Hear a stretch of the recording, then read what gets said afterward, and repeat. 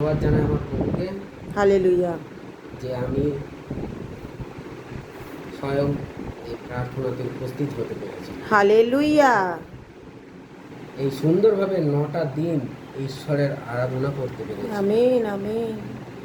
ঈশ্বরের এই আরাধনাতে আমি নিজের উপবাস করতে পেরেছি। হালেলুয়া। তিনি আমার সঙ্গে ছিলেন আর হালেলুয়া। সর্বদা আছেন।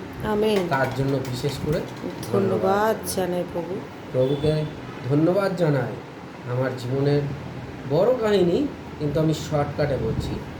আমি এক টাইমে মদ্যপানে ব্যস্ত হয়ে গেছিলাম, মানে এমনই একটা যে কখনোই ঈশ্বরের কাছে যেতাম, চার্চে যেতাম, চার্চের বাইরে বসে থাকতাম, কিন্তু চার্চে গিয়ে কোনো রকম প্রার্থনা করতাম না।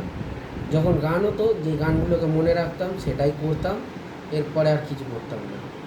কিন্তু আমার মধ্যে ঈশ্বর জীবনে কিছু একটু কষ্ট এসেছিল, সেই কষ্টের মাধ্যমে আমার জীবনকে পরিবর্তন দিয়েছে। আমেন।